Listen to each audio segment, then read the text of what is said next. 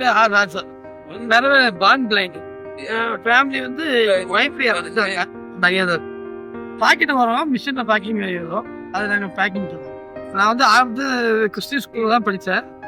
அப்புறம் இப்போ சக்தி மசாலா வேலை செய்யறதுக்கப்புறம் கூட ஒருத்தர் இருக்காரு, அவரு மூலமாக ஆண்டவர் ஏற்றுக்கிட்டார். அது இல்லாமல் எங்கள் வீட்டில் உடம்பு இல்லாமல் இருந்தாங்க. அப்போ அந்த சர்ச்சுக்கு தொடர்ந்து போயிட்டு வந்ததுனால தான் நல்லா இருந்தது. அதுக்கப்புறம் ஆண்டவர் தீவிரமாக பற்றி வேலை செய்யணும்.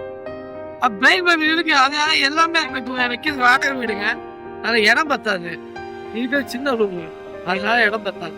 66 புக்கு இருக்குல்லங்க, நீங்க வந்து ஒரே பேங்க்ல வச்சிடலாம். ஆனா எங்களுக்கு வந்து ஒரு லூக்கான்னு பாத்தீங்கன்னா அதுல 2-3 புக்கு வரும், ரொம்ப பெருசா இருக்கும் ஒரு புக்கு.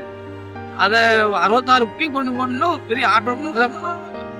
அதனால இந்த பைப்பு பார்த்தீங்கன்னா சின்னதா இருக்கிறதுனால எங்க வேணா எடுத்துட்டு போயிடலாம்.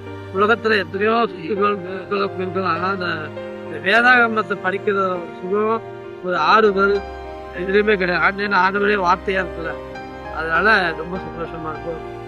ஆண்டவர் நம்ம கூட இருக்கிற மாதிரியே இருக்கும்.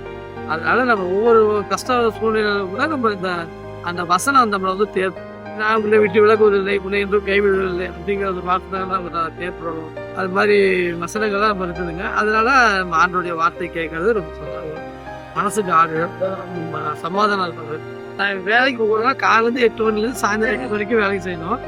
வந்ததுக்கப்புறம் ஒரு காலையில் 1 மணி நேரம், சாயந்தரம் 1 மணி நேரம், ஞாயிற்றுக்கிழமை டைம் கிடைக்குங்க, அப்போ ரொம்ப நேரம் கேட்போம். கொடுத்து ரொம்ப நன்றிங்க. ஏன்னா எங்களுடைய தேவைகள்லாம் அவங்களே அறிஞ்சு இந்த அளவுக்கு செய்கிறாங்கன்னா அது ஆண்டோடைய கிருபை தாங்க.